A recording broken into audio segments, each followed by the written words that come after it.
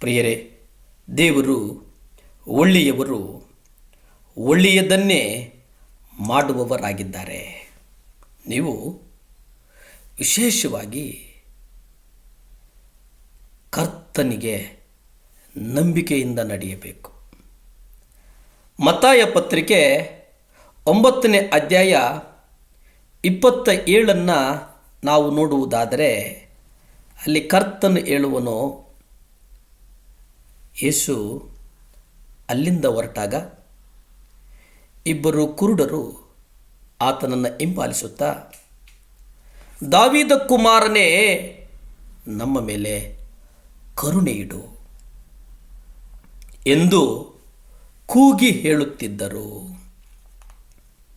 ಅಂದರೆ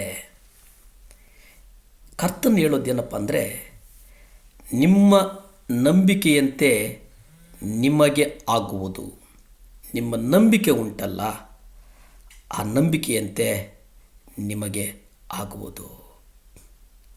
ಯೇಸುವಿನ ಬಳಿಗೆ ಇಬ್ಬರು ಕುರುಡರು ಬಂದಂಥ ಸಂದರ್ಭದಲ್ಲಿ ಆ ಕುರುಡರು ಯೇಸುವನ್ನು ಹಿಂಬಾಲಿಸುತ್ತಾ, ನಮ್ಮನ್ನು ಕರುಣಿಸು ಎಂದು ಕೂಗುತ್ತಿದ್ದಾಗ ಯೇಸು ಅವರಿಗೆ, ನಾನು ಏನು ಮಾಡಬೇಕೆಂದು ನೀವು ಬಯಸ್ತೀರಿ ಎಂದು ಕೇಳಿದ್ದಕ್ಕೆ ನಾವು ಓದ್ತೇವೆ, ಮತ್ತೊಂದು,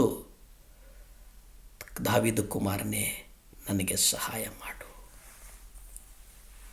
ಮತ್ತಾಯ ಪತ್ರಿಕೆ 9ನೇ ಅಧ್ಯಾಯ 28 ಓದುವಾಗ, ಆತನು ಮನೆಯೊಳಕ್ಕೆ ಬಂದಾಗ ಆ ಕುರುಡರು ಆತನ ಬಳಿಗೆ ಬಂದರು. ಆಗ ಯೇಸು ಅವರಿಗೆ, ನಾನು ಇದನ್ನು ಮಾಡಲು ಶಕ್ತನೆಂದು ನೀವು ನಂಬುತ್ತೀರೋ ಎಂದು ಕೇಳಿದಾಗ, ಅವರು ಆತನಿಗೆ, ಇದು ಗಮನಿಸಿ, ಅವರು ಆತನಿಗೆ, ಇದು ಬಹಳ ಮುಖ್ಯ, ಆಗ ಹೇಳ್ತಾರೆ, ಹೌದು ಕರ್ತನೆ, ಹೌದು ಎಂದರು. ಇಲ್ಲಿ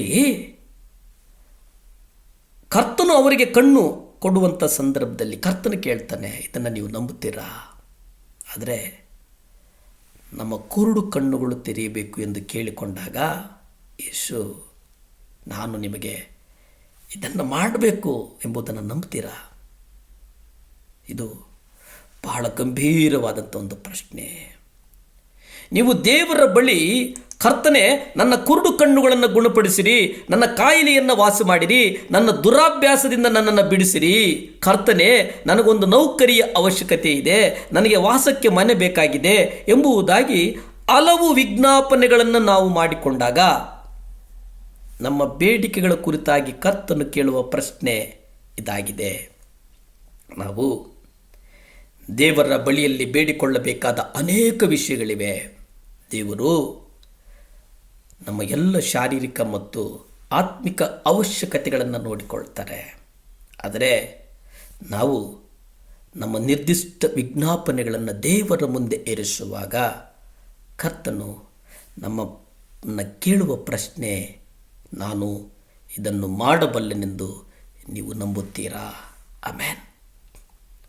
ಕರ್ತನು ನಮಗಾಗಿ ಮಾಡುವ ಕಾರ್ಯಗಳು ಅವರ ಸಾಮರ್ಥ್ಯಕ್ಕೆ ತಕ್ಕಂತೆ ಇರುವುದಿಲ್ಲ ಎಂಬುದನ್ನು ನೀವು ಗಮನಿಸಬೇಕಾಗ್ತದೆ.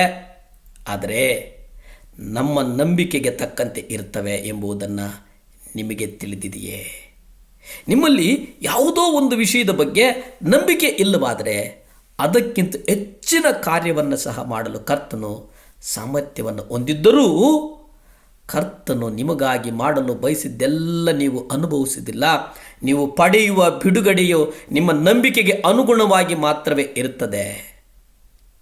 ಮೊದಲನೆಯ ಕುರುಡನು ಈ ರೀತಿಯಾಗಿ ಕೇಳ್ತಾನೆ, ಕರ್ತನೇ, ನೀವು ಒಂದೇ ಕಣ್ಣನ್ನು ತೆರೆದರೆ ನಾನು ಅಷ್ಟರಲ್ಲಿ ಸಂತೋಷಿಸ್ತೇನೆ, ನನಗೆ ಅಷ್ಟೇ ಸಾಕು, ನಾನು ಒಂದು ಕಣ್ಣಿನಿಂದ ಭೂಲೋಕದಲ್ಲಿ ಬದುಕಬಲ್ಲೆ, ನೀವು ಇದನ್ನು ಮಾಡುತ್ತೀರೆಂದು ನಾನು ನಂಬಿದ್ದೇನೆ. ಪ್ರಿಯರೇ, ಕರ್ತನು ಮಾಡುವುದಕ್ಕೆ ಶಕ್ತನಾಗಿದ್ದಾನೆ. ಮತ್ತಾಯ ಪತ್ರಿಕೆ 9:29 ನೋಡಿ, ಆಗ ಆತನು ಅವರ ಕಣ್ಣುಗಳನ್ನು ಮುಟ್ಟಿ, ನಿಮ್ಮ ನಂಬಿಕೆಯಂತೆ ನಿಮಗಾಗಲಿ ಎಂದನು. ಆಮೇಲೆ ಪ್ರಾರ್ಥಿಸಿಕೊಳ್ಳೋಣ. ಭೂಮಿ ಆಕಾಶಗಳನ್ನು ಉಂಟು ಮಾಡಿದಂಥ ಸರ್ವಶಕ್ತನಾದಂಥ ದೇವರ ಸ್ತೋತ್ರಪ್ಪ. ಒಪ್ಪಿಸ್ಕೊಡ್ತೇನೆ ಶಾನ್, ಸಹಾಯ ಮಾಡು ದೇವರೇ, ಆಶೀರ್ವಾದ ಮಾಡು. ಯಾರ್ಯಾರು 7 ಲ್ಯಾಂಪ್ ಚಾನಲನ್ನು ನೋಡಿ ದೇವರೇ ಅಪ್ಪ ಅವರ ವೈಯಕ್ತಿಕ ಆಸೆಗಳಿಗಾಗಿ ಪ್ರಾರ್ಥಿಸ್ತಾ ಇದ್ದರು, ಅವ್ರಿಗಾಗಿ ಬೇಡ್ತೇನೆ. ಒಂದು ಪರಲೋಕದ ಬೆಂಕಿ ಮಕ್ಕಳನ್ನು ಮುಟ್ಲಿ, ಯೇಸುವಿನ ನಾಮದಲ್ಲಿ ಬೇಡ್ತೇನೆ ತಂದೆ, ಆಮೇನ್.